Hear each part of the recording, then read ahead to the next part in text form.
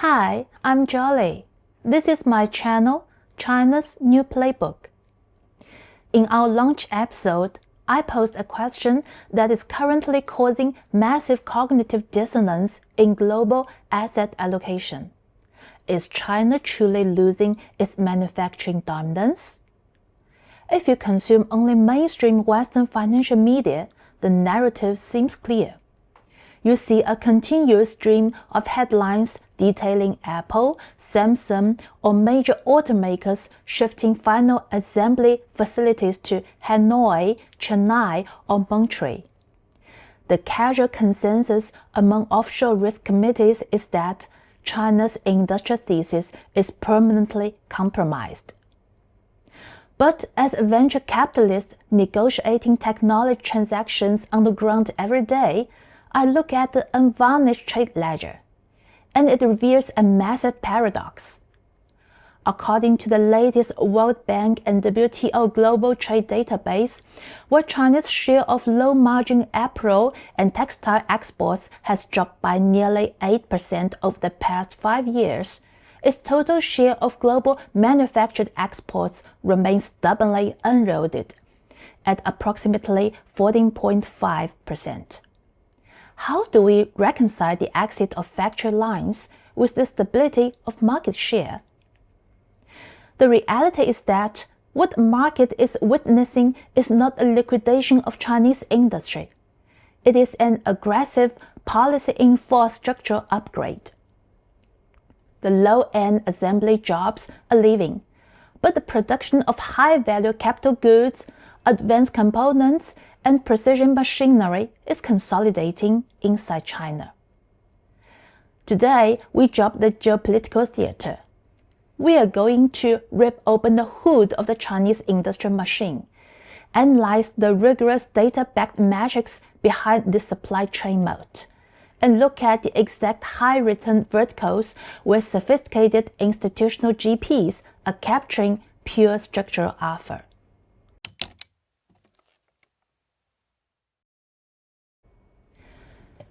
To understand why Western capital cannot simply replicate this ecosystem in Southeast Asia or North America, we have to move past the primitive 2016 model of cheap labor. Today, China's industrial defensive parameters is dictated by 3 unassailable metrics-backed pillars. First, hyper-localized module clustering. In traditional supply chain economics, proximity is a soft luxury. In China, it is a hard mathematical weapon. Take the Yangtze River Delta electronics and EV clusters. Within a 50-kilometer radius, a deep tech hardware startup can access everything from advanced silicon wafer slicing and multi-layer PCB fabrication to high-precision CNC tool stamping and automated optical testing.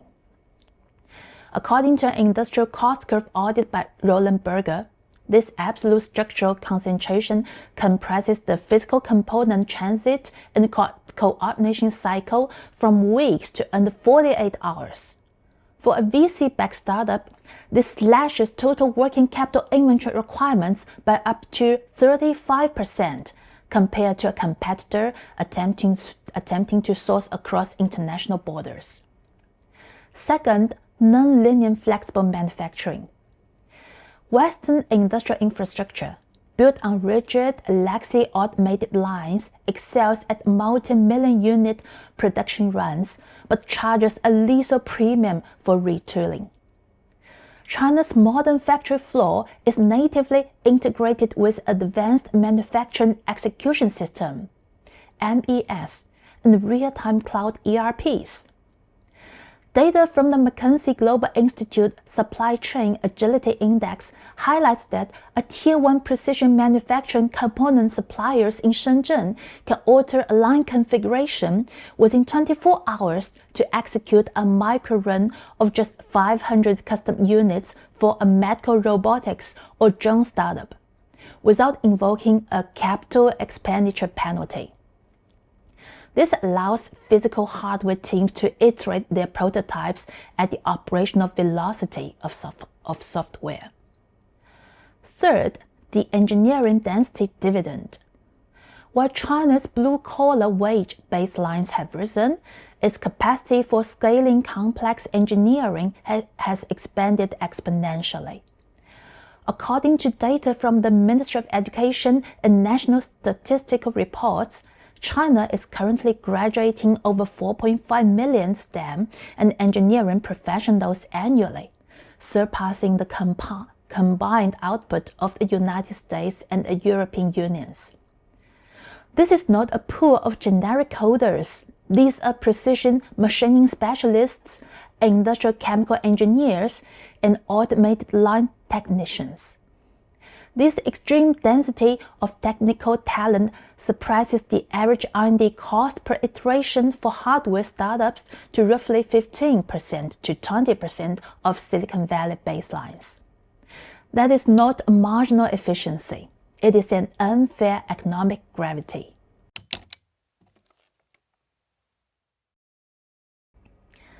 This hyper-optimized industrial baseline has unlocked the most explosive cross-border venture trend of this decade. The structural transition from made in China to engineered by China globally, what we define as the Chuhai 2.0 masterplay.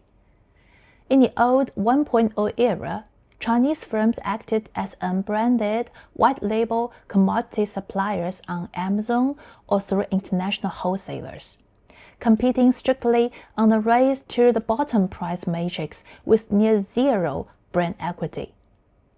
Chuhai 2.0 is an entirely different asset class. Today's elite, VC-backed founders are building global market consolidators.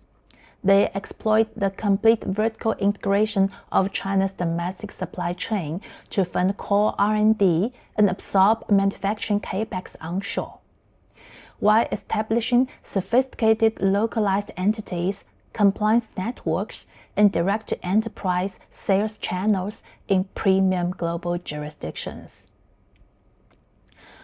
According to a comprehensive global industrial trade study by Boston Consulting Group, Chinese high-value capital goods, commercial green energy hardware, and automated machinery brands are capturing up to 30% of market share growth across the Middle East, Western Europe, and Latin America. These cross-border scale-ups are not undercutting competitors by sacrifice.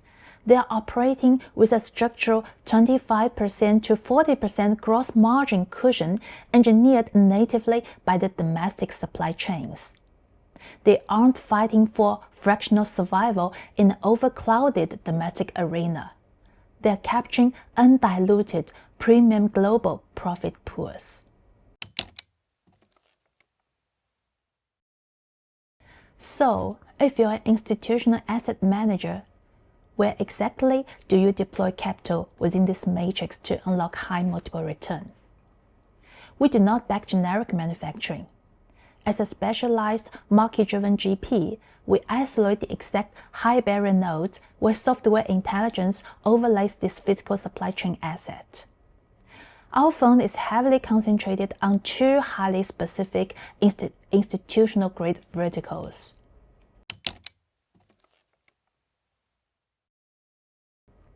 Vertical 1. B2B industrial automation and high-precision robotics components. We are benched on consumer gadgets. We write checks into companies building the automated muscle of international industry.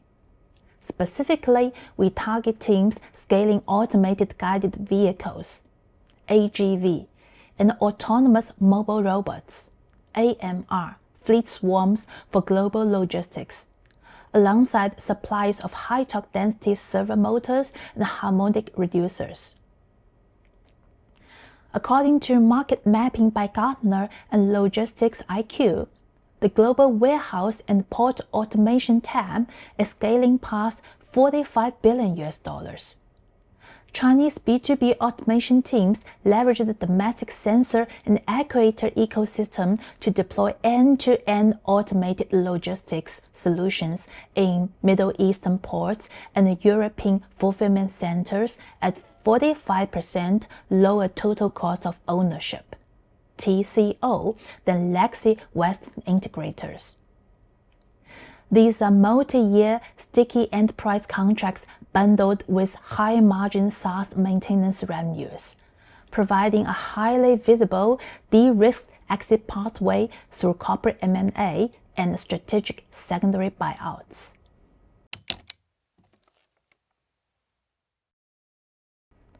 Vertical 2. Next-gen advanced materials and high-barrier energy storage substrates.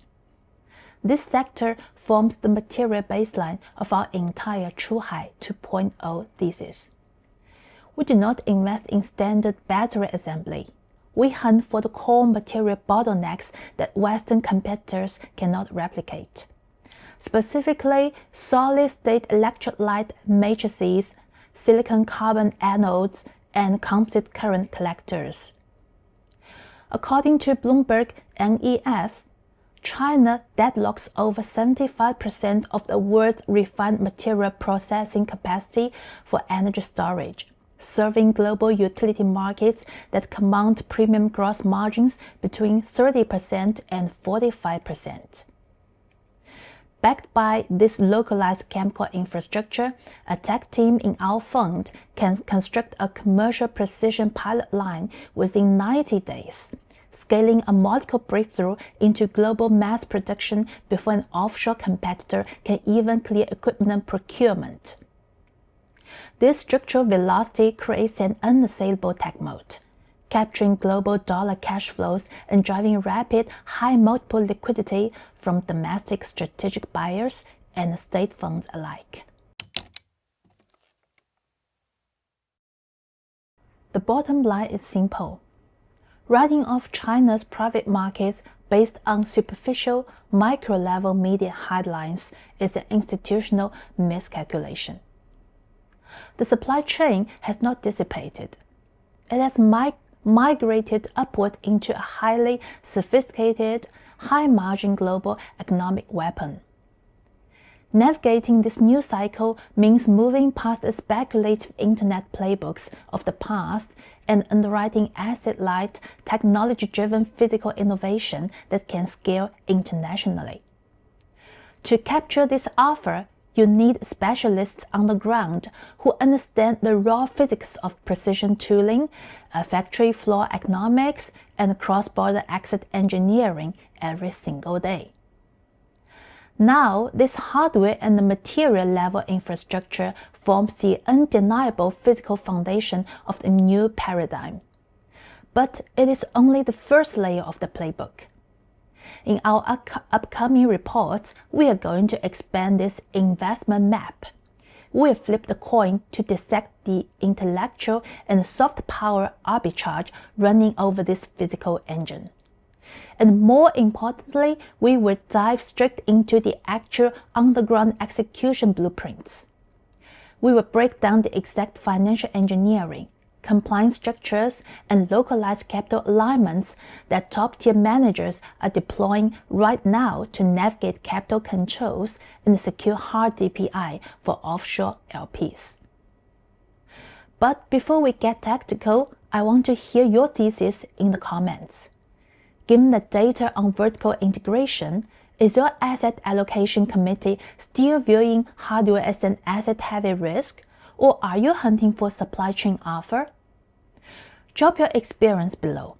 I read and reply to every institutional inquiry. If you're a fund manager, a family office executive, or an allocator trying to read the real signals in China's private markets, hit subscribe. And let's figure out this new paradigm together. Thanks for watching, and I'll see you in the next report.